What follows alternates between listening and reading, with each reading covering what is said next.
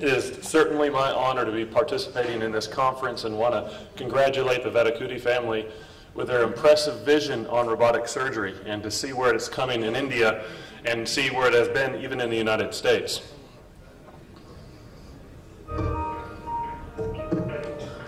This physician at UAB's Comprehensive Cancer Center uses a robotic system to perform minimally invasive surgeries on head and neck cancers, leaving patients with much less scarring. And that's strong medicine. But sometimes, the most skillful use of his hands requires no technology at all. That's stronger medicine. That's UAB medicine.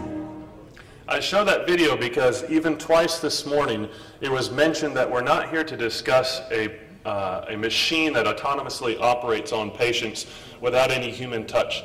But we're here to discuss what us surgeons can use, an instrument that we can use to take care of our patients in a better manner. The history for TORS, or transoral robotic assisted surgery, began really at the University of Pennsylvania. Compared to urology, we are infants, or maybe toddlers now after a couple of years of experience. But at the University of Pennsylvania in 2006, a resident and two surgeons, Bert O'Malley and Greg Weinstein, developed a procedure that really was the first single-port procedure for robotic surgery, and that is a transoral approach of operating into the pharynx through the mouth.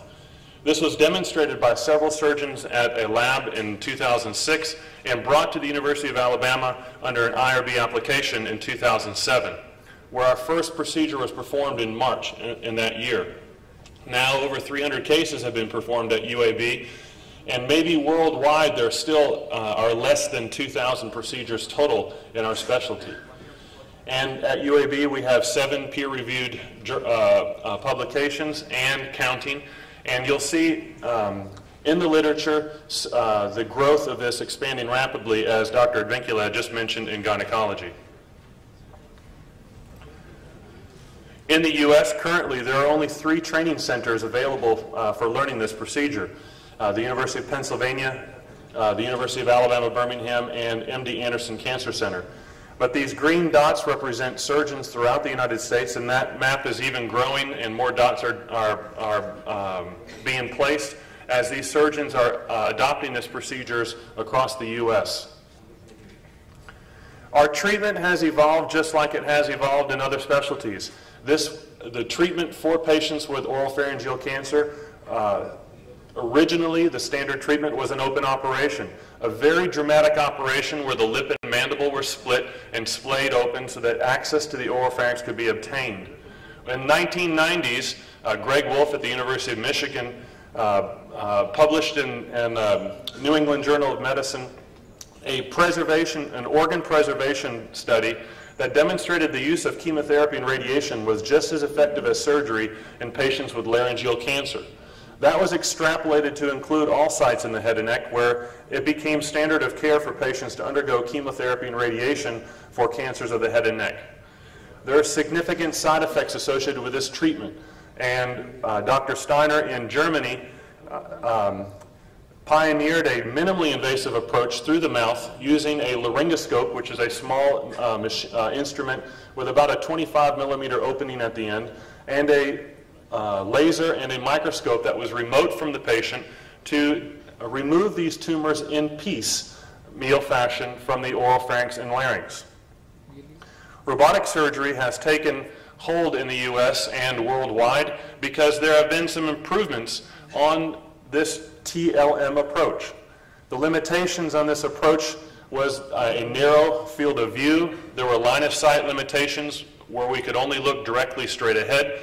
The energy device was remote, and there were a limited number of instruments in the operating field. If a hand was on the energy device and the other hand was used for evacuation of smoke, for example, no other instruments could be in the operative field. But the robot has overcome many of these limitations by providing a wide field of view with a mobile camera, wristed instrumentation allowing us to turn corners and eliminate some of the line of sight issues. There are multiple energy sources available in removing tumors, and also multiple instruments can be placed in the surgical field. This is a list of procedures that I have personally performed for patients with tumors and other related illnesses in the head and neck and pharynx.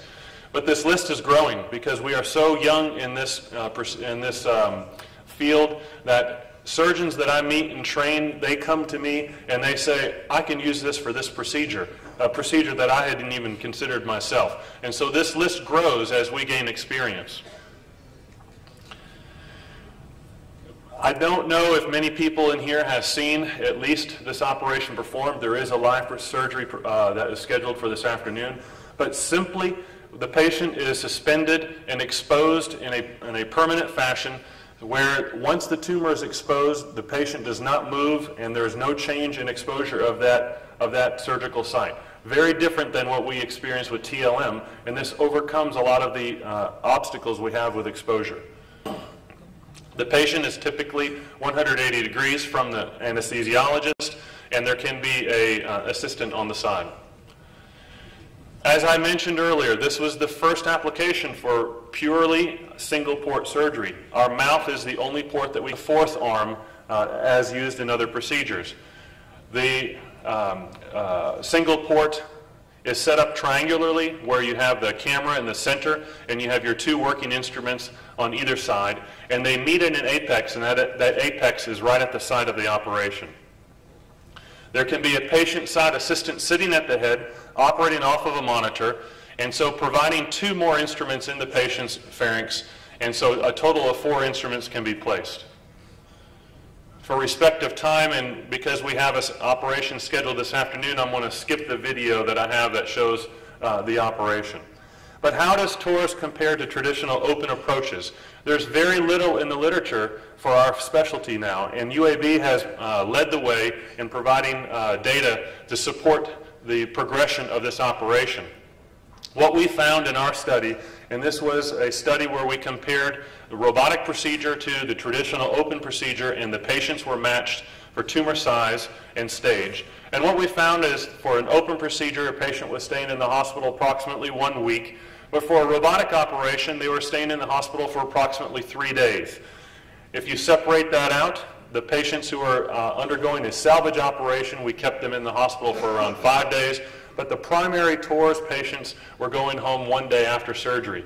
Now our practice is that everyone goes home the day after surgery. We kept those salvage patients a little longer thinking they had a higher risk of bleeding, and we didn't see that. So a big difference between an open operation and a TORS operation for hospital length of stay. We find a big improvement also with feeding tube dependency. At discharge, we saw that 2/3 of our open patients were going home with PEG tubes, but only 1/3 of our robotic patients were going home with PEG tubes. But significantly at 6 months, none of our robotic patients in that study had PEG tubes, where nearly half of the patients in open surgery had a PEG tube.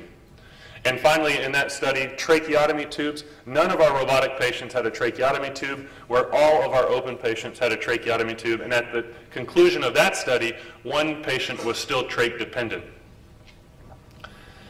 I mentioned also that the standard of care is chemotherapy and radiation. And so how does TORS compare to non-surgical treatment?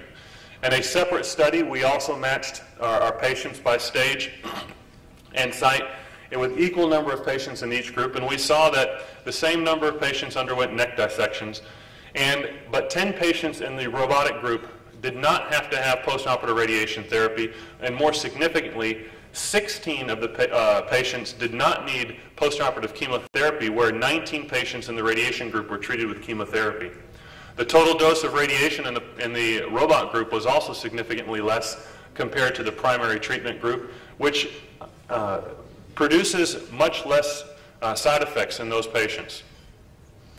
And then finally, what are the preliminary survival results? As I stated, this is a very early field for us.